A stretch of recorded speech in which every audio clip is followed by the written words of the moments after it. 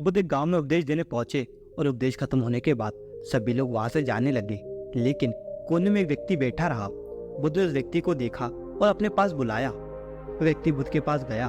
फिर बुद्ध ने उस व्यक्ति से पूछा कि तुम इतने दुखी क्यों हो। फिर व्यक्ति कहता है, बुद्ध, आप बहुत ही अच्छे उपदेश देते हैं जिससे सभी लोगों के मन को शांति मिल जाती है, लेकिन मेरा मन अभी भी अशांत है, ऐसा क्यों। फिर बुद्ध मुस्कुराए और बोले, इस दुनिया में किसी के मन को शांति नहीं मिलती। जो ऐसा सोचते हैं कि उनके मन को शांति मिल गई है, वे ये बात भूल जाते हैं कि जो शांति उनके मन को आज मिली है वे कल उनसे फिर चली जाएगी और वह फिर से अशांत हो जाएंगे। और कुछ लोग शांति मिलने पर भी इस बात को सोच सोच कर अशांत रहते हैं कि कहीं उनकी ये शांति छिन न जाए। अब तुम किस बात से अशांत हो, ये बताओ। व्यक्ति कहता है कि मुझे बहुत गंभीर बीमारी है।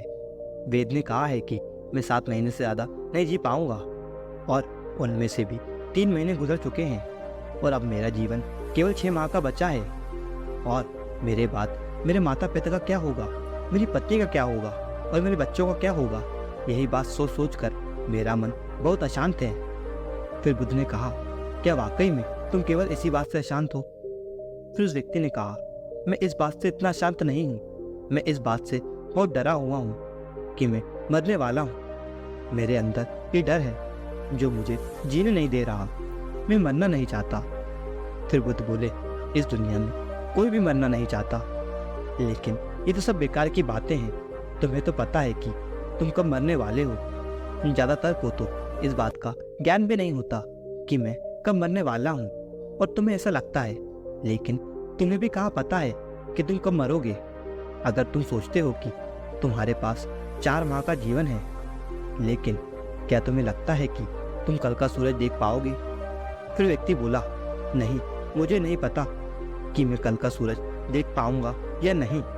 फिर बुद्ध बोले, अगर तुम्हें ये बात ना पता चलती कि तुम 7 महीने बाद मरोगे, तो क्या तुम ऐसे ही जीते जैसे कि आज जी रहे हो। नहीं ना, बल्कि तुम खुशी से जीते और एक दिन ऐसे मृत्यु को प्राप्त हो जाते।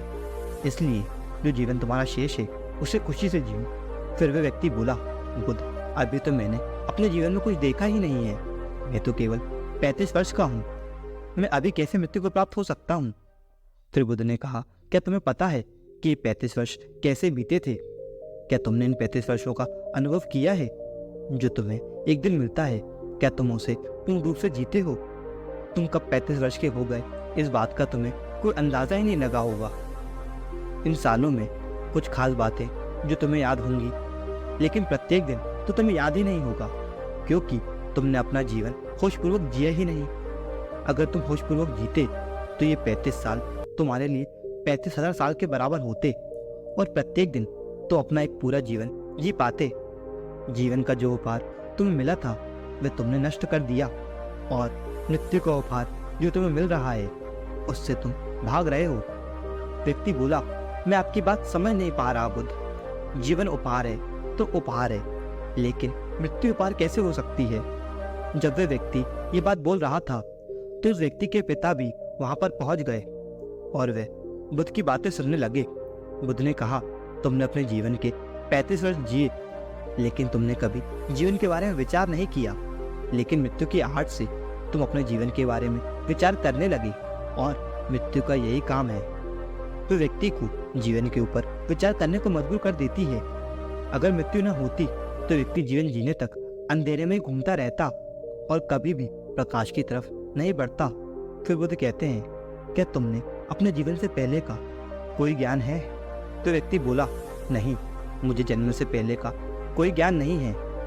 बुद्ध बोले, जिस प्रकार तुम्हें जन्म से पहले का कोई आभास नहीं है, उसी प्रकार तो मृत्यु का भी कोई आभास नहीं है। इसलिए तुम डरे हुए हो। अपने बचे हुए जीवन को होशपूर्वक जियो, और जब तुम अपने जीवन को समझ जाओगे तब तुम मृत्यु को भी समझ जाओगे, और ये जो डर तुम्हारे अंदर मृत्यु का है ये निकल जाएगा।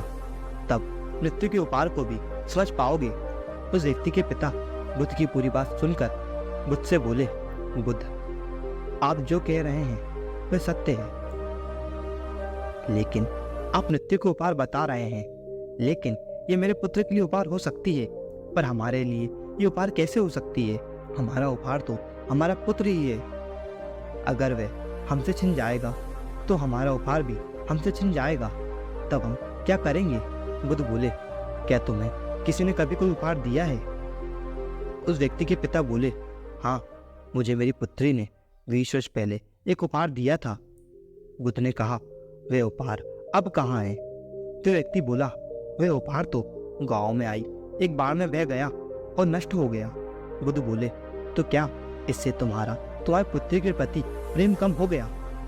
तो व्यक्ति बोला, नहीं बुद्ध, ऐसा नहीं है। बुद्ध ने कहा, तो क्या तुम उस उपहार को भूल गए हो? फिर व्यक्ति बोला, ऐसा भी नहीं है और उस उपहार को मैं कभी नहीं भूल सकता। उस उपहार का अनुभव अभी भी मेरे साथ है।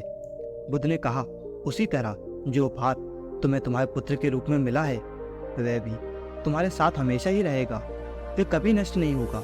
वास्तव में जीवन जीना कोई खास बात नहीं है। खास बात तो यह है कि हम जो जीवन जीते हैं उसे पूर्ण रूप से जागृत होकर जिए। उस पुत्र ने कहा, ये बात तो सही है बुद्ध, लेकिन मेरे जाने के बाद मेरी पत्नी, मेरे पुत्र और मेरे माता पिता का क्या होगा? फिर बुद्ध ने कहा, तुम अब क्या कर सकते हो? तो व्यक्ति बोला, शाही तौर पर तो मैं कमजोर हो गया हूँ, मैं कुछ नहीं कर सकता। बुद्ध ने कहा, जब तुम कुछ कर ही नहीं सकते तो इस चक्कर में क्यों पड़े हो? और अगर तुम कुछ कर सकते हो तो तुम्हें करना चाहिए। इस पर बार बार विचार करने से कुछ हासिल नहीं होगा, और अगर ऐसे ही सोचते रहे तो बचा हुआ जीवन भी तुम गंवा दोगे। इस पृथ्वी पर प्रत्येक व्यक्ति अपना जीवन जीता है। हम किसी के लिए कभी कुछ नहीं करते। हमें ऐसा भ्रम रहता है कि हम कुछ कर रहे हैं जिससे कि हमारे परिवार वालों का जीवन आसान हो जाए, लेकिन ऐसा बिल्कुल भी नहीं है। हम जो भी करते हैं अपने लिए करते हैं। आज अगर तुमने अपने माता पिता, पत्नी और बच्चों के लिए जमीन और धन इकट्ठा करते हो तो वह सब कुछ तुम अपनी पत्नी, बच्चे और माता पिता के लिए नहीं कर रहे हो, वह तो केवल तुम अपने लिए कर रहे हो। और ऐसा करने से तुम्हें आंतरिक शांति मिलेगी, लेकिन तुम इस भ्रम में रहोगे कि तुमने ये सब कुछ उनके लिए किया है, लेकिन वास्तव में ये तुमने अपने लिए किया है। क्योंकि अगर तुम ये सब नहीं भी करोगे तो भी उनके जीवन पर कोई प्रभाव नहीं पड़ेगा, क्योंकि जीवन कठिनाइयों से भरा है। कभी भी जीवन आसान नहीं होता। जीवन में संघर्ष हर इंसान को करना पड़ता है, तभी जीवन चलता है। एक गरीब व्यक्ति का जीवन जितनी कठिनाइयों से भरा होता है, और वही धनी व्यक्ति का जीवन धन से सुरक्षित नहीं किया जा सकता। जीवन को सुरक्षित करने का एकमात्र ये उपाय है कि जीवन को पूर्ण जागरूक होकर जीना है, और ऐसा करने से हम जीवन और मृत्यु को समझ पाते हैं और जीवन की सभी तरह की कठिनाइयों पर विजय प्राप्त कर सकते हैं। फिर व्यक्ति बोला, बुद्ध, मुझे आपकी बात समझ में आ गई और मृत्यु का डर भी मुझ में से थोड़ा कम हो गया, और अब मैं बचा हुआ जीवन जागरूक होकर जीऊँगा। दोस्तों, मुझे आशा है कि आपको ये कहानी पसंद आई होगी, तो वीडियो को लाइक करके चैनल को सब्सक्राइब करें। धन्यवाद।